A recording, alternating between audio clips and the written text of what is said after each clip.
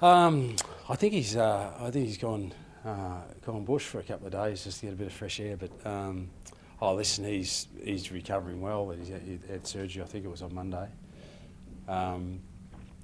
He was going to have some surgery on that snout anyway, but that just fast-tracked it a little bit, unfortunately. But there's part of us that say it was a really unfortunate incident, and there's another part of us that say, gee, he was lucky. And we're taking that line. How lucky was he that it wasn't a more serious injury, really, because it could have been really nasty. So, just little reminders. The LDU surfing incident. Jack Siebel. We've been in the game a long time. Nothing really surprises you, and so it's just a little reminder for all players right around the league. Not too much good happens after midnight. So a little reminder as guys are going into their off seasons, just be careful, boys. And a little bit like LDU, who probably 10 or 20% of the competition, especially Fremantle, West Coast and Gold Coast players, enjoy getting into the surf. And there's a few down here that will brave the elements, like Davis Uniacke does. Hurts his foot. Misses last week's game because of it. We're hoping to get up for this week. He's not going to play this week either. So we're disappointed with that, but we just can't take away people's... it's a release for him. That's his leisure. And we just got to hope that these guys just risk manage a little bit and just do it within the boundaries. Like just don't surf as big a wave, or make sure you wear booties, or whatever it might be. And the same with Jack and all the players around the competition. We're going to enter that time of the year now where players get into their off seasons. Unfortunately for us, our off seasons start a little bit earlier than 8 other clubs. Fortunately for them, but it is a precarious time for all our players, and after dark represents some trouble from time to time. We just got to work our way through it. You've spoken previously about the 4 and 5 Ps. Will you sit down with the players and speak to them about that heading into the off season?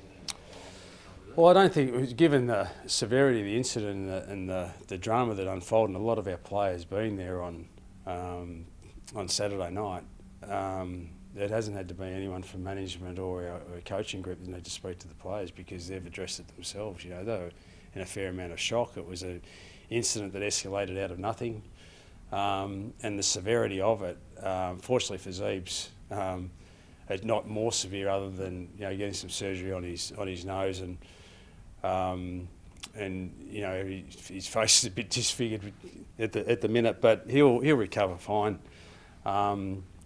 They're just addressing it themselves, really. We didn't have to really do anything, which was a pleasant surprise that we didn't have to intervene, because the players themselves would address that by Sunday. Clearly a send-off for Jack Zeeb was so warranted, but was it kind of unusual for the club to all be out, given there's still a week to play, or were you comfortable with that? No, we all had a function in Richmond, and it wasn't the whole club that was there, but from what I can gather, that it's a destination place for a lot of people after dark activities. And as I said, when you're my sort of vintage, 12 o'clock well and truly sees me out. For the younger folk, it doesn't. So they've gone to another place. It Zeebs' last game, but there was Richmond players at that venue, there was Collingwood players at that venue, numerous others, I dare say. And once again, it's just that really delicate area like the LDU one. How much do you try to impose yourself on people's lives? At the end of the day, they're grown men. They make their decisions on what they need to do, and they live and die by the decisions that they make. And we don't want to be imposing curfews and discipline around when they drink and how much they drink and all that sort of stuff. These are grown men, and sometimes unfortunate incidents like that happen.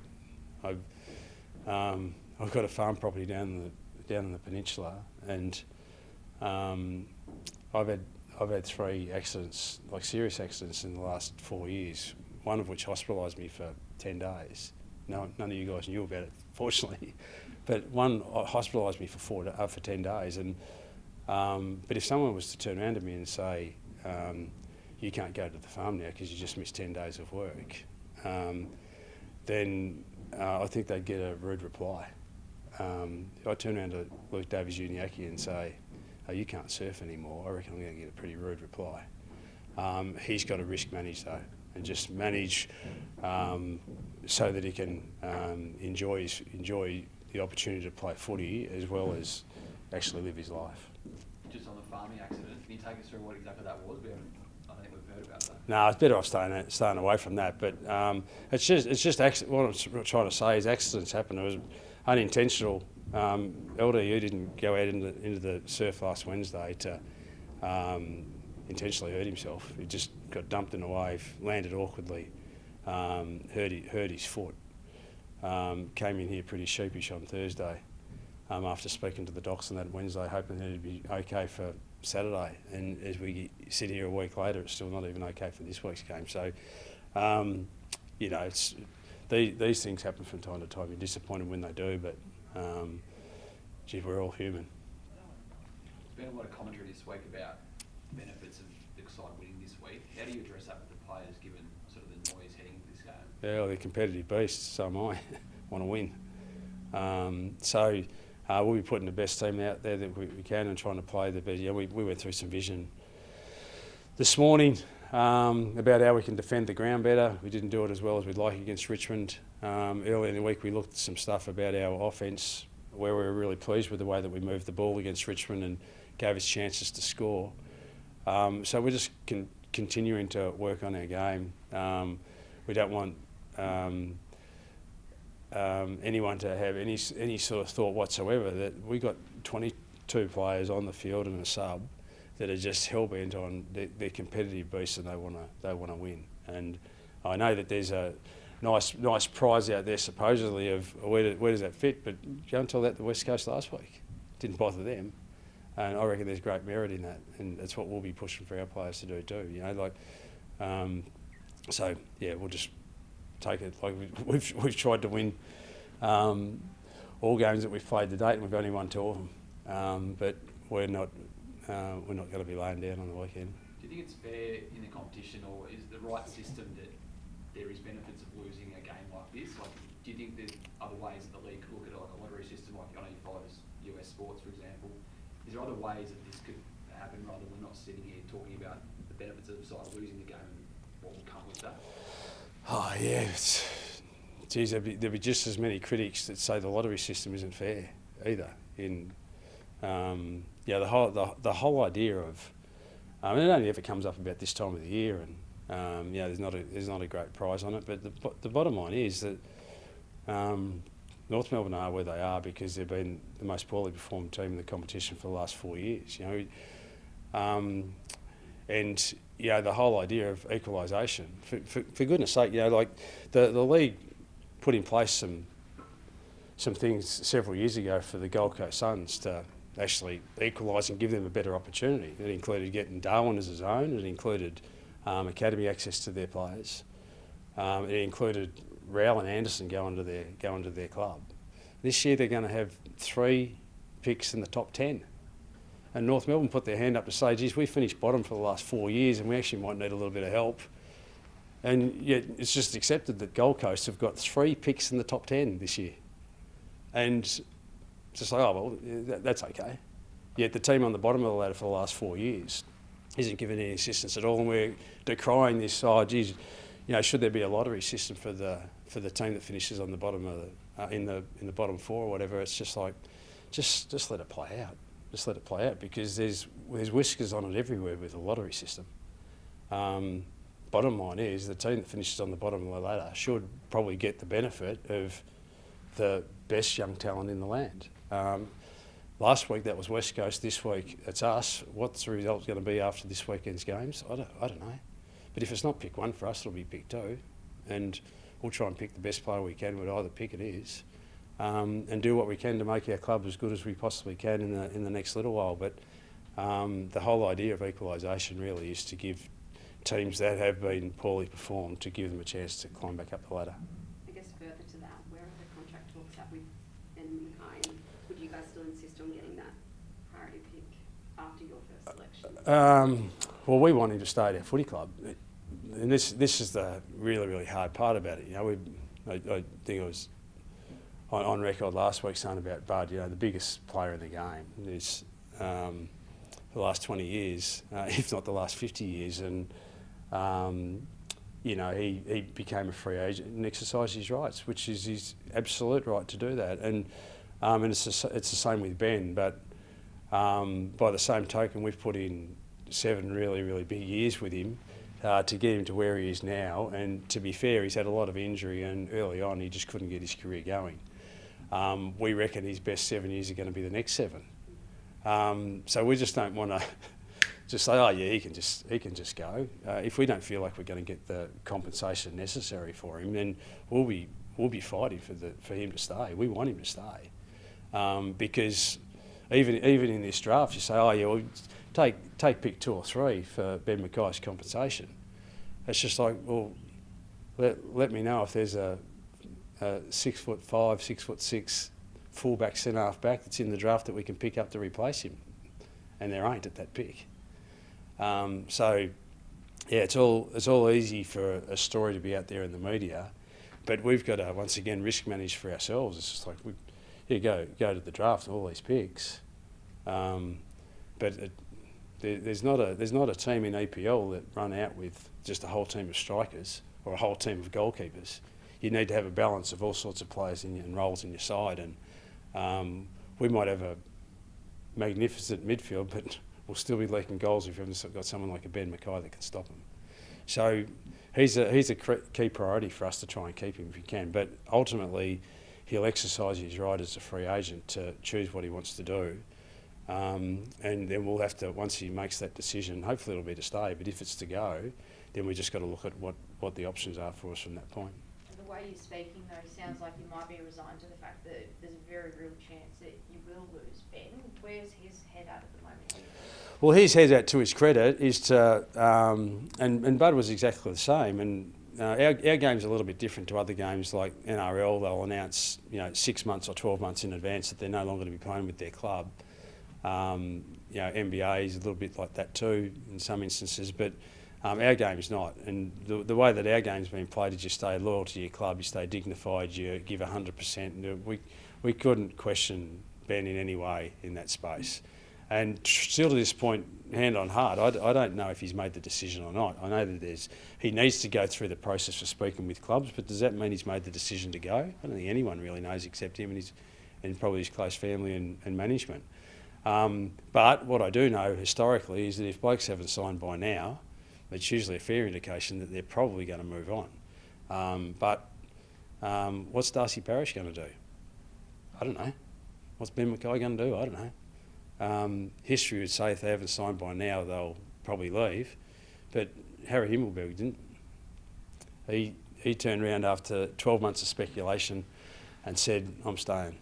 Riccardi did the same just this week, so don't know what's going to unfold. I know it's a couple of weeks down the track, but have you given much thought to going to the Hawthorn Premiership reunion? No, I haven't really. I've had a pretty hectic year, to be fair. And I've only been back in this seat for 4 weeks. I'm keen on the season to keep going, actually, because everyone else wants a rest, and I'm keen for it to go a little bit longer. But I'll sit down at them. There's a few things we need to work out what that looks like, when it is, who's going, what's involved in it, and all that sort of stuff. But and actually the stuff around the Human Rights Commission, that sort of stuff too. So we've got to work out. There's a lot of stuff that we need to address, but right now I haven't really needed to worry about that until we get some sort of indication from the league where that's all at. Hectic's kind of an understatement for your year. How are you travelling? How do you feel? Well, yeah, really, really good now. For a period of time there, particularly physically, I was in a bad way, but yeah, I've been able to correct some things. You just get on this treadmill, which I've been on for a long period of time, and you probably ignore a lot of just little things that are going on in your life that just creep up on you until such time as you need to address them pretty seriously, and that's what happened with me in May. So I'm glad I did that.